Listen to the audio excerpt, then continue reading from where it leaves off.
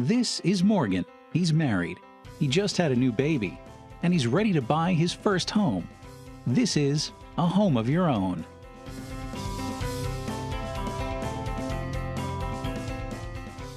Buying a home requires making some serious decisions that can greatly affect your future. Once my wife and I had calculated the mortgage payment we could comfortably afford, we then realized it was time to figure out how much money we'd need to make a down payment. I know that most home mortgages require a down payment of between about 3.5 and 20% of the purchase price. But my financial advisor gave me a couple of additional points to keep in mind. First, the higher the down payment I make, the lower my interest rate will be.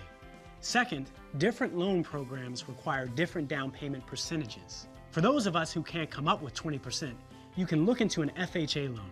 The FHA, the Federal Housing Administration, insures loans that require as low as 3.5% down.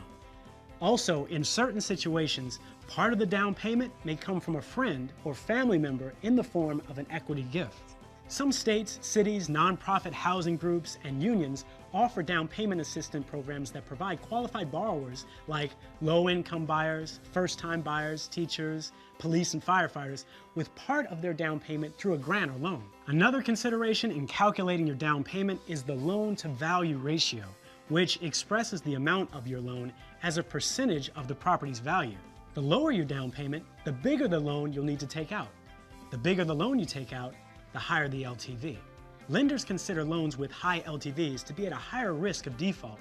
So when you make less than a 20% down payment, most lenders require the borrower to pay for either private mortgage insurance or government mortgage insurance, which increases the cost of the mortgage. Although mortgage insurance costs vary, for an FHA loan, a borrower will pay 1% of the loan amount at closing and as much as 1.15% annually, usually made in monthly installments.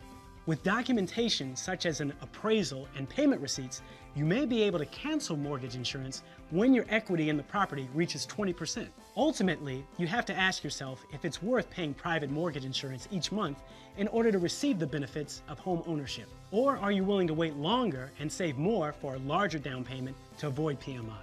My financial advisor made the trade-offs obvious. Usually, the less money you have to borrow, the less you'll have to pay in interest over the life of the loan. That means you have to save more before you buy a house with a loan requiring a 20% down payment. If you have a lower down payment, you don't have to pay as much upfront, but you'll have higher monthly costs to cover mortgage insurance payments. When it comes to home buying, knowing the impact of each choice can help you make your decisions with confidence.